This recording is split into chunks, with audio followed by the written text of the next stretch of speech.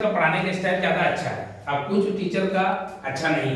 कभी कभी आप लोग क्लास में बच्चे को देखते होंगे, पढ़ाते हैं जब हम लोग, तो बच्चे को देखते होंगे कि कोई बच्चा जो अच्छा पढ़ता है उससे वो बच्चा सीखता है। कौन बच्चा? बगल का बच्चा भी सीखता है। ये आपको मानना पड़ेगा कि ये चीज होता है। आप किसी भी क्लास में जाकर देखिए तो कभी कभी ये हम लोग को पता नहीं चलता है। टीचर के केस में ये होता है जनरली कि जब टीचर पढ़ा रहा हो तो टीचर को ये पता नहीं चलता है कि हम पढ़ा रहे हैं तो वो कितना सही है और अगला पढ़ा रहा है तो वो कितना सही है, ये समझ में नहीं आता है। याद रख लीजिए। तो ये अपने को देखने की जरूरत है कि एक्चुअली कौन कितना अच्छा पढ़ा रहे हैं, कोई कैसा क्या, किसके अंदर में क्या कमी है। अच्छा, मेरे अंदर कमी नहीं है क्या?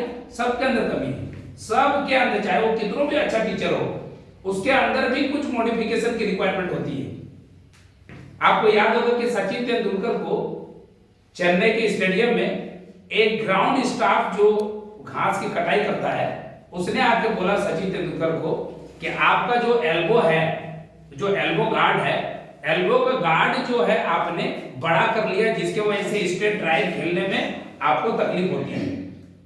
तो उस गार्ड के बात को सचिन तेंदुलकर ने इतनी गहनता से लिया और अपना एल्बो को छोटा कराया, एल्बो गार्ड को छोटा कराया। उसके बाद उसने मीडिया में आके ये बात बताई कि मैं इतना साल से खेलता आ रहा हूं, मुझे इस ड्राइव में इतनी दिक्कत हो रही थी लेकिन मैं पकड़ नहीं पाया। पकड़ा किसने? ने ग्राउंड स्टाफ। तो कई बार मेरे अंदर जो खराबियां हैं वो मैं नहीं देख पाता हूं, है ना। उसके लिए क्या है कि हेल्दी कंडीशन में दूसरे के कमेंट चाहिए।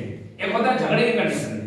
झगड़े के कंडीशन में लोग ज्यादातर दूसरे की बुराइयां करते हैं, लेकिन अच्छे लोग क्या होता है ना, हेल्दी कंडीशन में दूसरे की बुराइयां करते। बुराइयां नहीं है वो, जैसे जब भी हमारे अंदर कोई बुराई है उसको दूसरा आदमी देख पा रहा है, मैं नहीं देख पा रहा हूं। याद रख लीजिए। तो उसी तरह का तो हम लोगों को आपस में एक जजमेंट का सिस्टम रखा है कि सबका ये कुछ, इसका मतलब कदापि कोई नेगेटिव नहीं है। इसमें हम लोग के पढ़ाने का जो तरीका है वो इनहैंस होगा, है ना। उसका नेगेटिव नहीं लेना है कि अगर किसी का खराब हो तो क्या होगा, ऐसा नहीं है। सब आप लोग शिक्षक है, अच्छे पढ़ाते हैं, बट हमें क्या करना होगा कि हमें अगर हमारे अंदर कोई फॉल्ट है तो दूसरे से सीख के भी हम लोग क्या कर सकते हैं, जो है मॉडिफाई कर सकते हैं। कई बार हम बच्चे से भी सीखा है, हमने अपने जीवन में पढ़ाते पढ़ाते हम कई बार बच्चे से सीखा है कि ये चीज बच्चा सिखाया है। अरे ये कोई बहुत ताज्जुब की बात नहीं है। हम शिक्षक से सीखेंगे, हम हमारे एंसेस्टर से सीखेंगे तो बड़ी बात है, वो तो कॉमन बात है। लेकिन कई बार हम जूनियर से भी सीखते हैं। तो यहाँ पे हम लोग टीचर को जो कॉमन मिस्टेक हम लोगों के द्वारा होता है उसको हम लोग सब मिलकर जज करेंगे कि ये टीचर पढ़ा रहे हैं तो इनका क्या शैली है, इनका तरीका क्या गलत है, क्या सही है, उसको देखना है। तो एक फॉर्मेलिटी के लिए मैंने एक फॉर्मेट बनाया है ना। वो फॉर्मेट का यही मतलब है कि आपको थोड़ा सा देखना है कि क्या क्या है उस फॉर्मेट में भर के हर टीचर को देना है। क्या देना है कि किसी एक बच्चे का, कोई टीचर अगर पढ़ा रहे हैं, अभी पढ़ाएंगे, टॉपिक पढ़ाएंगे, अभी आप लोग भर भर के देना है कि वो अगर पढ़ा रहे हैं तो उनका रिप्रेजेंटेशन कैसा था। रिप्रेजेंटेशन मतलब पढ़ाने का जो तरीका था उसने किस तरह से प्रदर्शित किया अपने बातों को बच्चे को समझाने के लिए। यहाँ पे जितने बच्चे हैं, जितने लोग हैं, वो समझ लीजिए आपके लिए बच्चे हैं। आप थोड़ा देर के लिए एज्यूम करके चलिएगा कि हम उसको समझा रहे हैं बच्चे को। दूसरा क्या है कि जैसे कोई टीचर है, आप लोग सभी जानते हैं कि सब शिक्षक का जो बोर्ड में लिखते हैं ना हम लोग, तो लिखने का तरीका हम लोग का गलत होता है कई बार, और किसी का बहुत अच्छा होता है। और कई बार बच्चा इस बात को शिकायत करता है कि सर वो क्या है सर, ऐसा पूछता है कि सर ये बोर्ड में लिखे क्या है सर इसको समझ में नहीं आ रहा सर। ये हमेशा रहता है बच्चों को शिकायत, जो बच्चा पढ़ाया है वही ये सब बात बता पाएगा। बच्चा को हमेशा सर क्या है सर बोलो। लेकिन तो इससे क्या मतलब हुआ कि शिक्षक का जो राइटिंग होता है वो हमारे टीचिंग का एक अहम हिस्सा है, टूल है। अगर किसी का राइटिंग सही नहीं है, it is not good thing.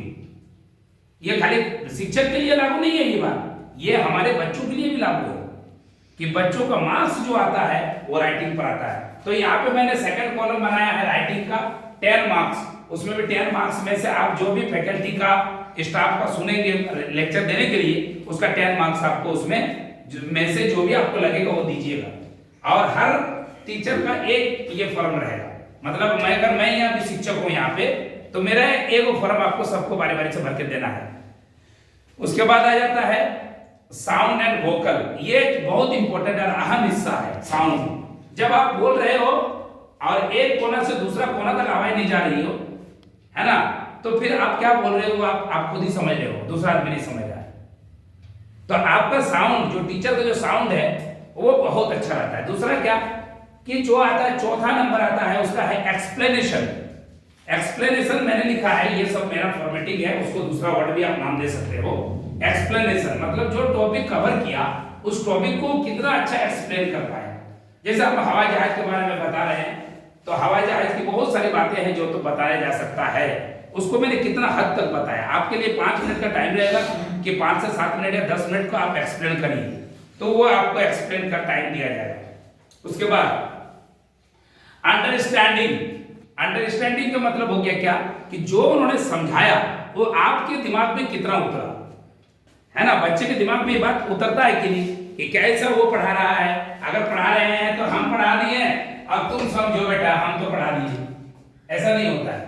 बच्चा भी ये बताएगा कि हाँ हमको समझ में आ गया। तो उसी तरह यहाँ पे अगर हम लोग 7-8 टीचर हैं तो हम लोग ये डिसाइड करेंगे कि हाँ इन्होंने जो टॉपिक बताया वो हम लोग को समझ में आया।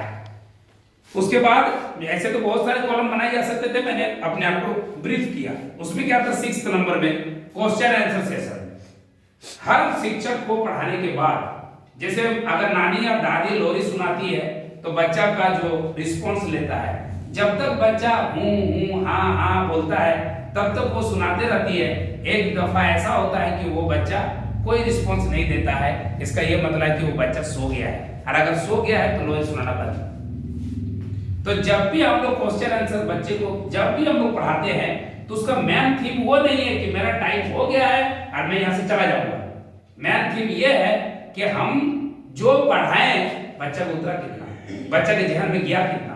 अगर गया तो वो सवाल उसको हम पूछेंगे और वो जवाब देगा, और वो जवाब देगा तो हम समझेंगे कि मैंने अपना काम कंप्लीट करके जा रहा है, समझे।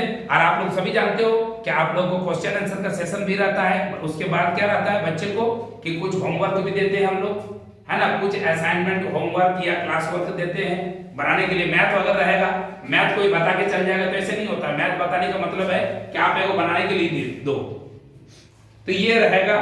तो ये सब सेव करने के बाद आपको एक सभी फैकल्टी का, जैसे मान लीजिए मेरा नाम मजहर है तो यहाँ पे ऊपर में नाम मजहर का रहेगा, फीडबैक ऑफ मजहर, बाजू में मेरा नाम लिखने के लिए स्पेस छोड़ा है, और साइन ऑफ फैकल्टी नीचे अपना साइन करना है ना। और ये जो है कॉन्फिडेंशियल तरीके से कोई किसी को नहीं दिखा के, चूंकि मैं एक फॉर्म आप लोग को दे रहा हूं, उसका 2 मीनिंग होता है कि सबका अपना, ये कदापि इसका मतलब किसी ने मार्क्स कम दे दिए तो ये दुश्मनी उतारने की भी जगह नहीं है, और किसी ने ज्यादा दे दिए तो वो भी मजाक करने की जगह नहीं है। एक टीचर है हम लोग, और ईमानदारी से उसका जो असेसमेंट है वो आपको करना है, और टोटल मार्क्स उसका कितना आ रहा है वो कैलकुलेट करके आपको जमा करना है। इसी दरमियान जो है उसका वीडियोग्राफी भी होगा और उसका प्रेजेंटेशन भी देखा जाएगा। यही बात बताने के लिए जो है मैंने ये जो है सेशन शुरू किया है, आप लोग को ये बारीकी से करना है, ठीक है। चलिए।